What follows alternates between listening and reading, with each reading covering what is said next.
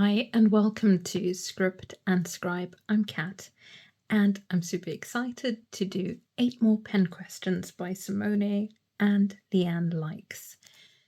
I'll just jump straight into it with the first question. Do you have different uses for different pens?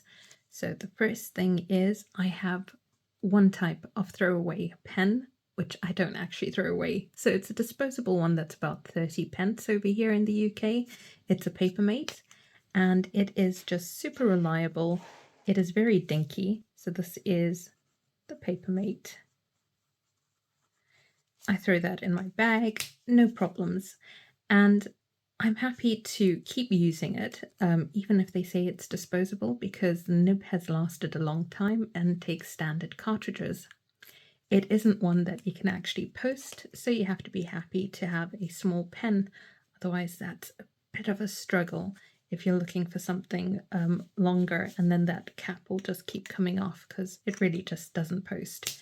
But it sits comfortably for me. Now, other pens that might be considered throwaway, but I don't actually consider them that way, are pens like this 95p Shark from Jinhao. I wouldn't even throw it straight into my bag because I do love the way that it writes, but the barrel looks like it will be easily scratched up. There's something about this one that I don't really mind because there are so many different variations and patterns in there. You can't actually see the scratches because you've got writing there, you've got slightly see-through, and you can see the nib. There's so much going on. Whereas with this, I'd be able to see all the scratches. And the reason that I don't like that, even for a 95p pen, is that I learned a lesson the hard way, which was with a high-end pen that I just used to throw into my bag and used to throw in with other pens in a pencil case. And that's my Waterman Careen with the 21 karat gold nib and trim. And it is just such a beautiful pen. And I just didn't have a clue back in 2011 when I got it. So what happened is all of this damage on the lacquer, it just got scratched up, and this camera is being very forgiving because there are scratches absolutely everywhere. And it's just made me realize that I don't want to treat any of my fountain pens like a ballpoint, with the exception of that 30 pence Papermate. So these, fine liners and ballpoints have a different type of body, and once they're empty, they're empty. These aren't refillable. Whereas with, the Shark, I'm intending using that as long as I can, even if it is a cheap one. And it is very, very easy to scratch up. So that's my thinking behind it. So what do I do with these if I just want to, take them along for the day in my bag? This is going to seem really silly or even tacky, but I do this. So I pop it into the sort of plastic that it arrives in if you've bought them singly. I bought mine as a set of 12, so this is actually a little bit of protection from one of my other Jinhao pens. And then what I do is pop that into the zipped up section of my bag. Might be overkill, but that's the way I do it.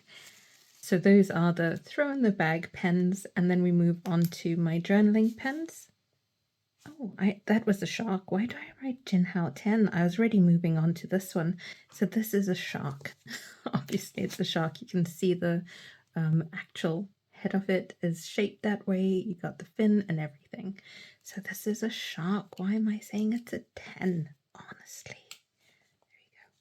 So that is one of my throw in the bag. So then we go on to journaling pens. And as you already know, this is the Jinhao 10.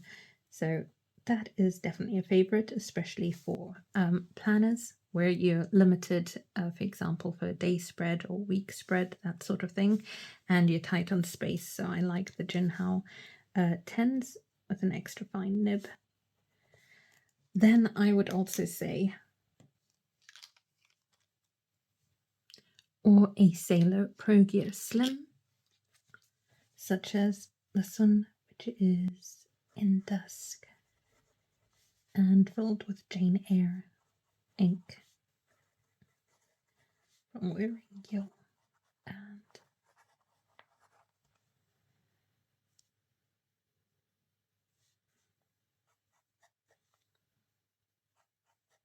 again, an EF nib, wonderfully feedbacky. But this is the first time I would say the Jinhao and the Sailor have very similar EF size nibs. And those are the ones that I love for journaling in the Hobonichis. If I have a journaling that I'm doing that is more free, where I don't mind about space, I definitely would go for something like the Waterman Careen with a medium nib, or any of my Bennu pens. How do you choose the inks and pens you will use next? I don't have a system. I've seen some fantastic answers to this, but for me, it's really about what I'm feeling on the day during the week. If I'm planning a week ahead, then perhaps I will be looking at colors that will match tonally, but it's quite spontaneous. I think perhaps I'll be giving more thought to it, but really what I'm going to put into there is just say that this is spontaneous.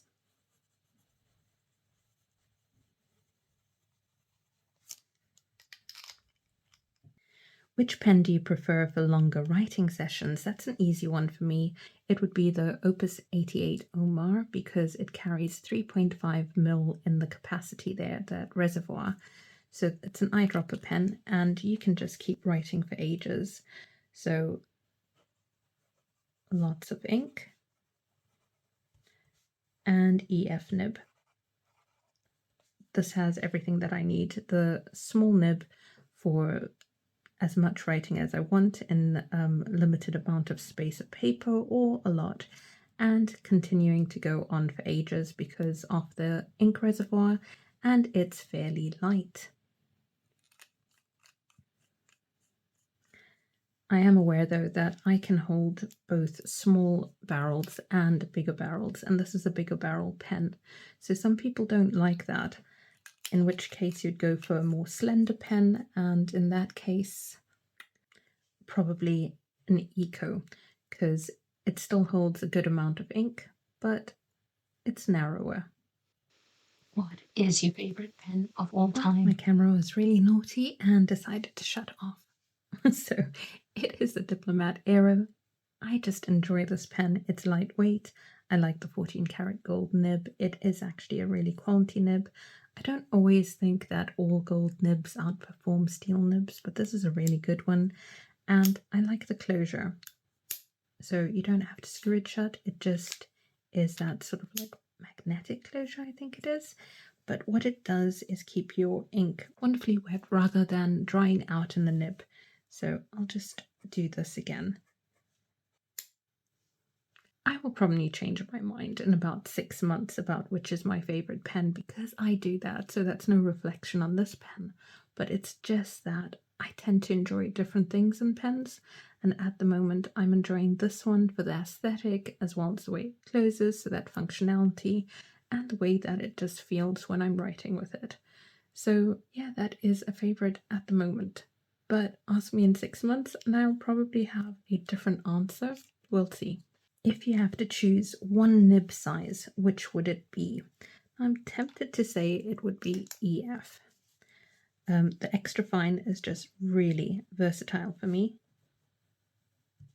However, I think it depends again on what type of job you've got for it. So, like I say, the extra fine is always for the journaling.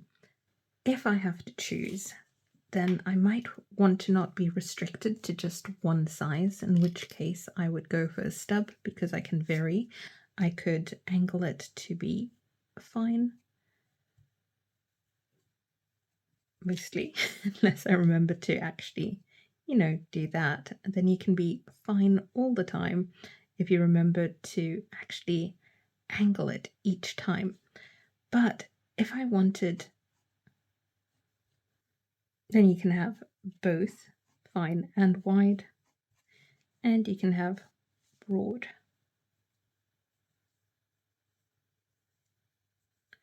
all about how you angle it. My favorite is to allow it to be fine on the downstroke and wide on the horizontal. So I would go for 1.1 stub for the versatility, although I do always find myself reaching for an extra fine. But if I had to, choose just one nib size and I want to have variety, and I will go for that stub. Another option, of course, if you want that variety, is to have a flex pen that goes from very fine to broader. But yeah, that's cheating if I keep changing my mind. So I will say let's go with the actual stub. Now this here is an ink cursive flex pen, and it has a Maru manga nib, which is not compatible with all paper. It's performing well on this Hobonichi, but I did test it out on some Muji paper the other day, and it abrades the top layer of the paper because it's very pointy, so you actually end up with like little filaments of paper in the top there. So what you need is a really sturdy paper for this nib, and that's why I wouldn't choose it to be my all-rounder.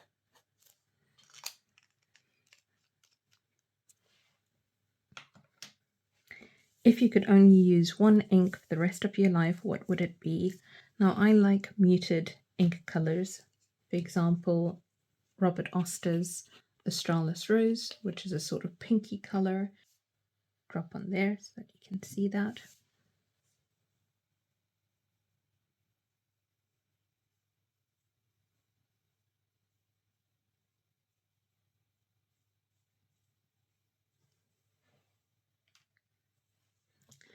And I also like this Jane Eyre from Wiringill, the Charlotte Bronte one from their World Literature collection. So I just drop a little bit of that on here.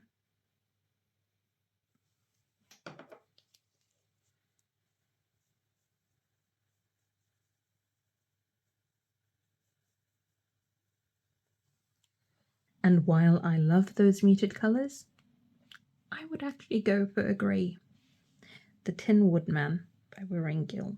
And this here has a lovely shading effect, which hopefully will show this time, because you can have it go from charcoal to a really light grey. And so that would fit all my purposes. I can, have a lighter color at times, or I could write an almost black ink. So it feels like traditional, but with a slight twist. And that happens to be what is in my flex pen. So that would be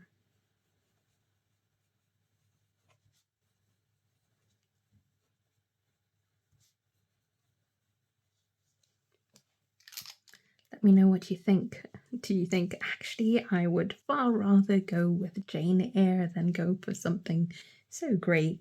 But I just, feel that they all belong in the same sort of muted tones palette. What is an absolute deal breaker in a pen? So I would say for the nib of the pen, I would hate it skipping.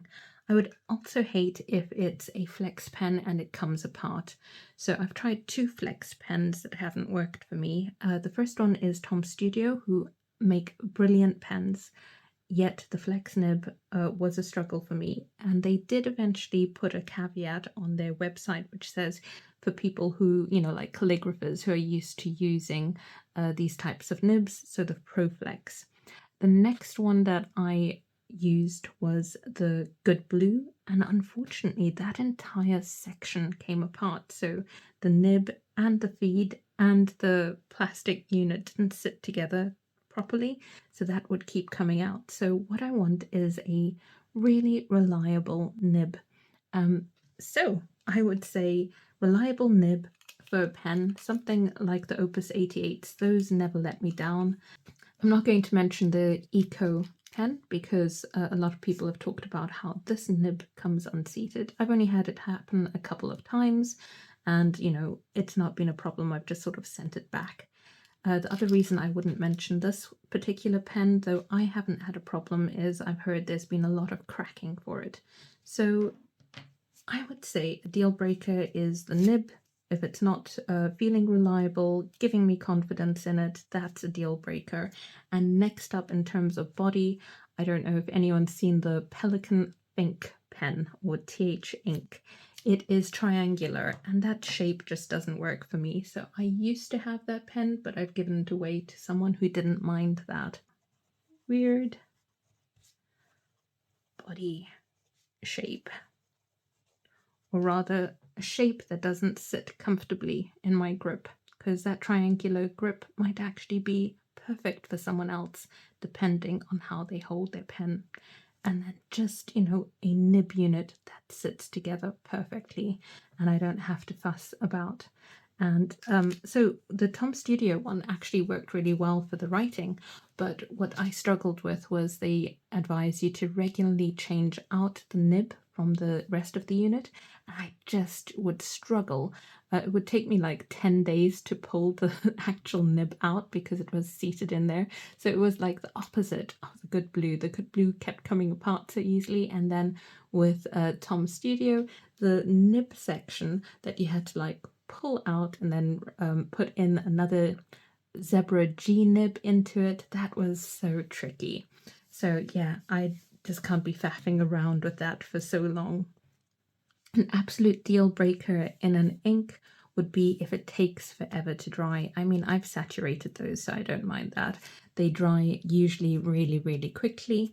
So I would say overly wet inks, or even overly dry. So anything that's too much on one side or the other, because overly dry, I find you're gonna stuff up some of your extra fine nibs. Bonus, what is one pen everyone should have? So I think you can get a really high-end experience with a low-end budget with the Jinhao 10. So I'm gonna go with Jinhao 10. So that's for the budget. And for the performance. And now that they're coming out with more and more color variations, I'd even say for the variety, because there's a pen to suit everyone. Plus you've got the extra fine and the fine. So that's going to be slightly wider in case you're not getting on with this extra fine if you don't like extra fine nibs. So I would say that is one that I recommend for everyone. So of course it's going to be down to personal preference, because some people are going to find it annoying to have a clip over there. I don't. It's sort of like just sits there perfectly between my thumb and index finger, and some people just don't want a retractable pen.